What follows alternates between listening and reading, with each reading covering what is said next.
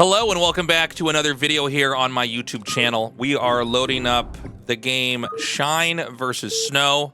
Yes, this is a new Shine versus Snow game. These guys just ladder a lot, I guess, so lucky for me, I get to cast their games.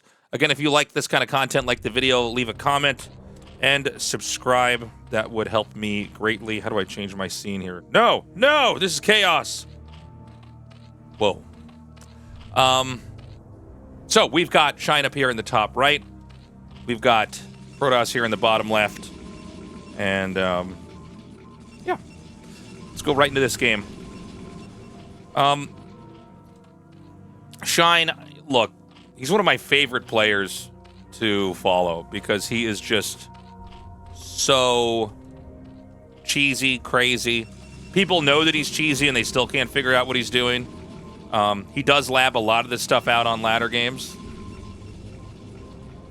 So it's kind of fun to see what he's going to do. He does cheeses we still haven't seen yet, which is crazy. You would think we've seen it all at this point in time, but apparently not. So we've got Pylon over here at Expansion. Let me just talk about the map for a second here. This is a map where your natural base here is the high ground. So the fact that it's not high ground onto just more high ground, but instead high ground then onto low ground as you move out on the map, makes it very tempting to do a fast expand build. Now, in this game, it's actually going to be... Okay, I'm a little bit confused, actually, because this is Scout after Gateway? Oh, no, that makes sense. What am I saying? I'm dumb. Sorry, guys. I'm still wrapping my head around build orders on this map. Yeah, this is just a normal Gateway Scout. He's going to come back out of this base and eventually find the top right over here. We have Hatch first here for Shine, so you could put on some aggression as the Protoss. Although whenever you do a Gateway opening and they go Hatch on 12, it's always a little bit of a bummer for the Protoss. Because, you know, you can't really do that much damage. Sometimes we'll see the Zealot get hidden. Now, Snow has just been an absolute beast as of late. So, I mean, I really think this guy is probably the best Protoss in the world along with Mini. Although I think Snow's style is a little bit more straightforward and powerful. Definitely great with Reaver control, mass shuttles, stuff like that, where I think Mini's is a little bit more abusive, if that makes sense.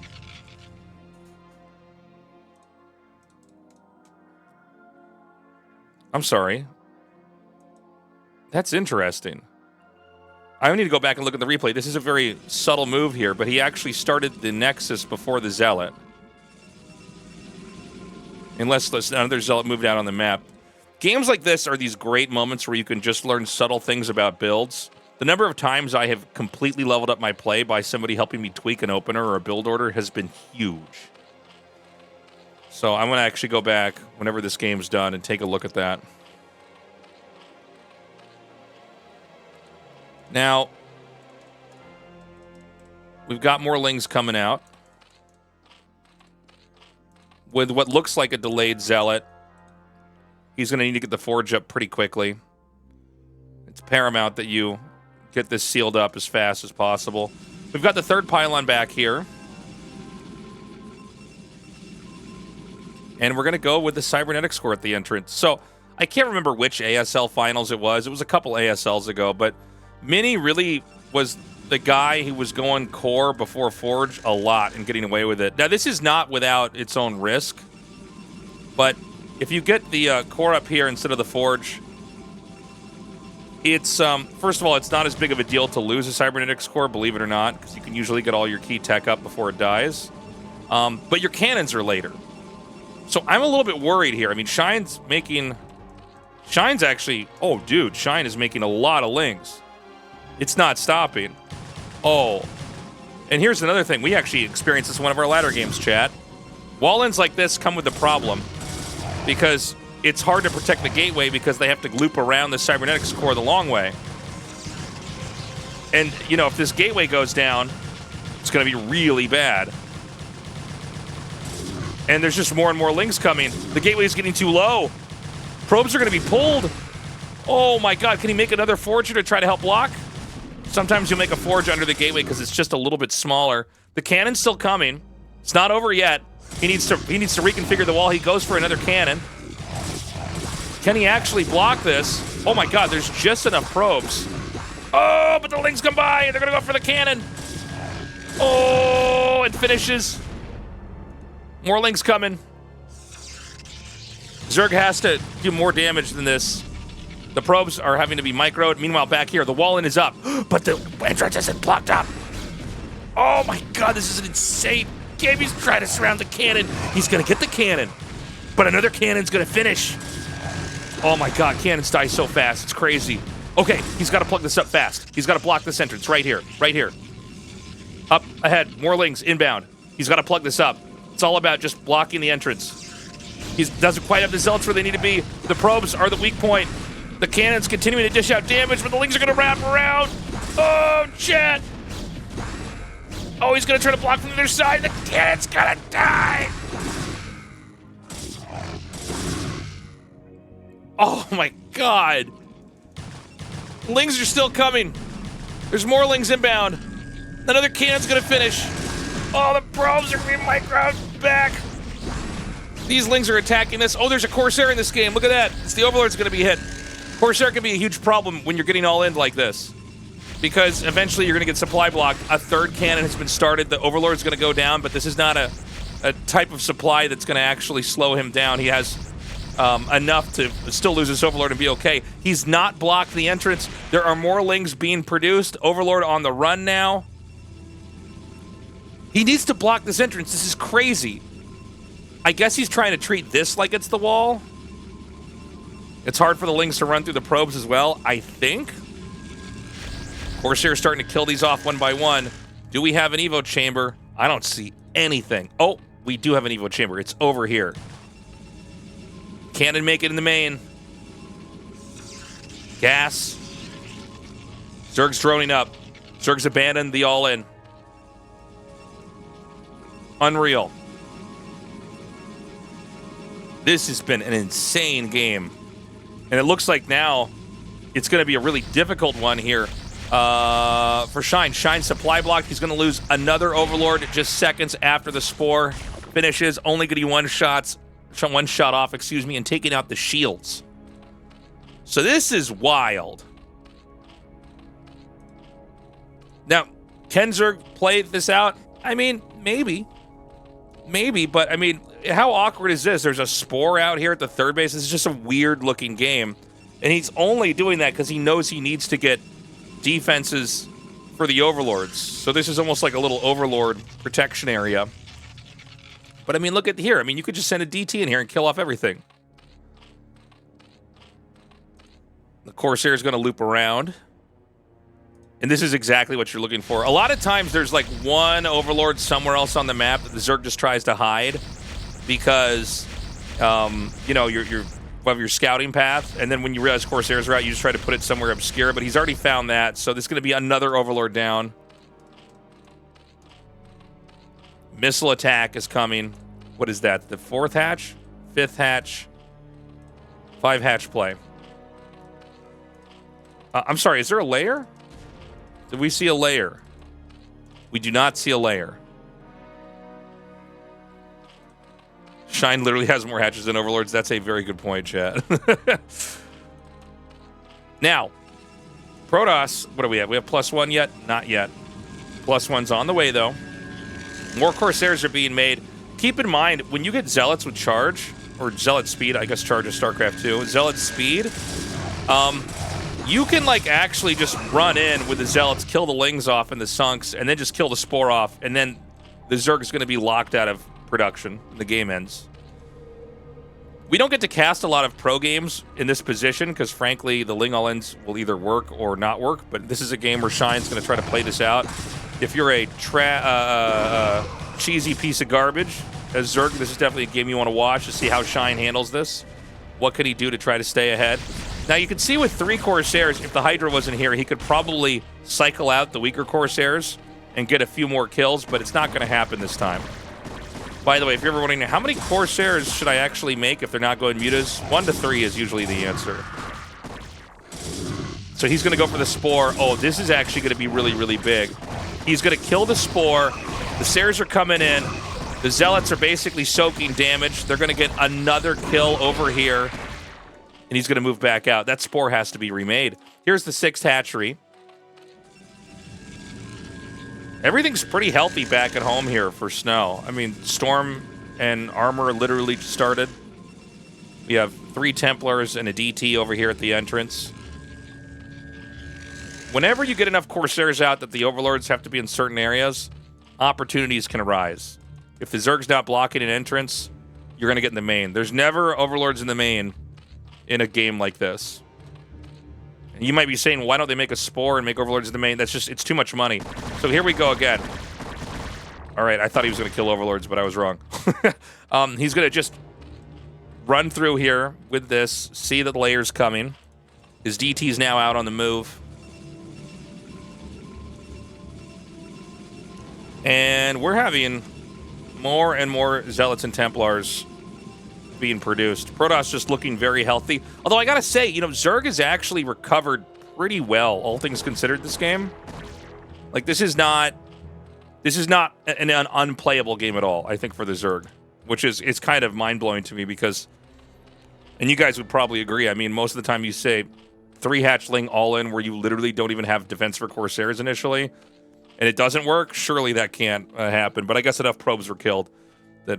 Okay, now this is what I'm talking about. This is what I'm talking about. See how the Hydras leave? Overlords are here. He's using the Corsairs to kind of draw attention away, and he might try to run in with the DT. He decides not to.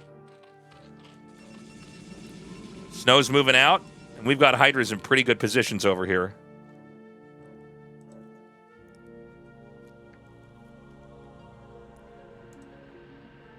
He's going to try to move out. I always feel like this is a little bit of a flimsy time to come out as Protoss.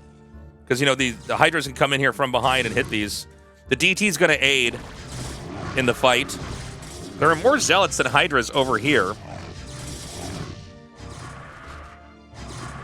And he's got to be careful. It's always a great trick to come in here with the flank. 5 Templars. Here we go. Kind of a poor storm. Another one comes down. Honestly, Shine's control is pretty insane. Oh my god, I can't believe how well this went. The Templar is going to be picked off. There are more Zealots inbound here. It's always possible you can snowball it when you have this kind of damage. I wouldn't mind seeing those Corsairs come in to help as well. Oh man. And now he's continuing to fight the DT. He pulls away as there was some targeting. Finally does kill the DT. Great to see little micro tricks in here. It looks like Shine barely hangs on. Inbound are, what is it, like six more Zealots? There are the Corsairs. He probably should have used those earlier. That would have been nice to be hitting the Overlords while this was all going on. It looks like he wants to run around. Which, I mean, that's completely fine to do. But there are going to be Hydras over here. All right. You can see Overlord speed's been upgraded. That makes it a little bit more of a headache to try to track down the Overlords. But, you know, you can see if the Zealots are being targeted by the Hydras, there's a lot of damage you can do. And this is a cool tactic. He runs this into the main while he's continuing to have Zealots come up over here. And so the idea is it's sort of hard to keep track of all this stuff at once. I mean, a lot of drones are going to be killed in the process of this as well. The Scourge are going to chase this back out. Macro looking pretty fantastic, I gotta say. He's gonna run up into the natural, maybe try to get drones over here. All that being said, I gotta say, Shine is looking not too shabby.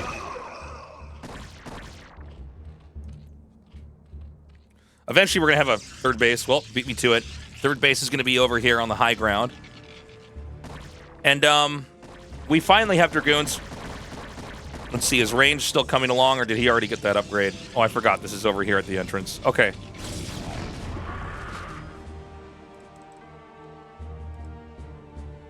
So more Zealots and Dragoons are gathering up. We're seeing them push out and over here. And, I mean, look. This is a real push. This is no longer like, hey, I'm trying to, you know, get as many Overlord kills and worker kills as I can. When you see Dragoons mixed in with the Zealots and Templars, you know that you have a lot more sustainability. The Dragoons actually do quite a bit of damage, too, to the Hydras, as long as they're not being damaged themselves. So here we go. Another great Psy Storm. Shine maneuvers over here to the left. Another beautiful one comes down. Some of the Zealots being microed into the back. Only a few more Zealots remaining, but a lot of Hydras bruised and battered. And, I mean, this looks like it could be a winning push. In fact, it looks like it's kind of a headache. Yeah, GG. Kind of a headache to ever defend this whole area over here. Let's go back to the start of that game. I'm very curious about the opener. So, he went for the gateway. Now let's look at this from his perspective. What did he actually, whoops, what did he see here?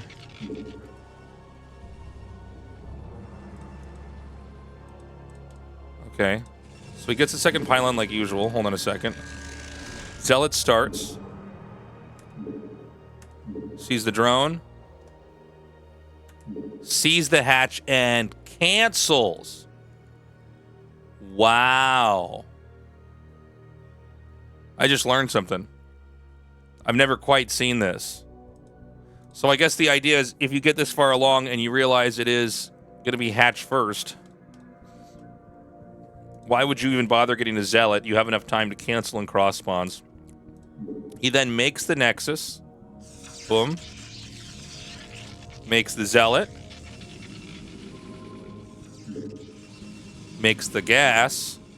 Makes the second Zealot, and then I guess he gets the Forge. And this is like kind of brilliant. Now, the dangerous thing he did was he actually went for core first. And one of the things I want to point out in this game is that this is a very uncomfortable position. There's the third pylon, by the way. I think this core should actually be here. Because you saw what happens, or like, I'm sorry, maybe like here. I think you guys get what I'm saying. Because when you have buildings like this, nothing can get through here. Not a Zergling, not a Zealot. Same with over here. Now, this can be misleading. This looks like it should fit something. It doesn't. But it's hard to protect the gateway. That's why when I saw these links coming down, I'm like, oh, this is going to be like a 4-minute game or something. And so, yeah, I mean, there you have it. Core comes down. When does he get the Forge here? Let's take a look at this. Forge.